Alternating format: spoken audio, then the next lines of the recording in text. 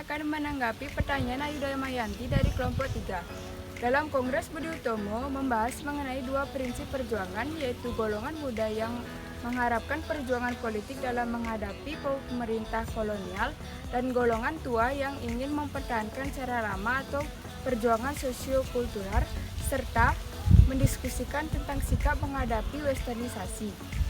Diskusi ini menghasilkan sebuah kesepakatan untuk menyelesaikan permasalahan politik terlebih dahulu sebelum memperbaiki masalah budaya.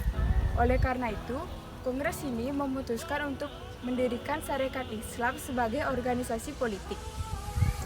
Saya ingin menanggapi pertanyaan dari Okiana Putra dari kelompok 5. Serikat Islam terpecah menjadi dua karena adanya penyusup dari Belanda yang ingin masuk ke tubuh organisasi ini. Dan faktanya, penyusup dari Belanda ini berpandangan komunis yang mengakibatkan Serikat Islam terpecah menjadi dua.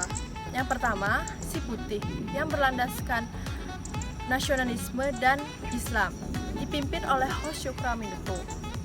Yang kedua, si merah yang terpengaruh oleh ajaran komunis yang memisahkan diri dan membuat organisasinya sendiri, dipimpin oleh Semaun. Kedua organisasi ini saling kerjasama, sekarang sudah saling bermusuhan. Saya akan menanggapi pertanyaan dari Gusti Bagus, perwakilan dari kelompok 7.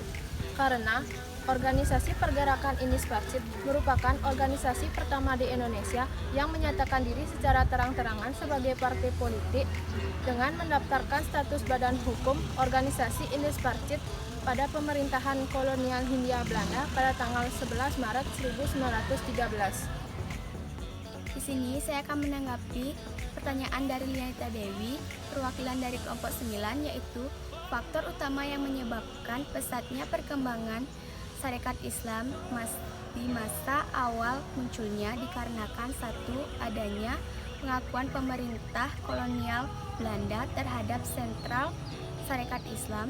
Yang kedua, sentimen yang kuat dari orang-orang pribumi terhadap pedagang Cina. Yang ketiga, sifat keanggotaan Sarekat Islam lebih nasional atau terbuka. Yang keempat, masuknya gagasan sosialisme ke dalam organisasi tersebut. Dan yang terakhir, organisasi tersebut dipimpin oleh tokoh-tokoh yang karismatik.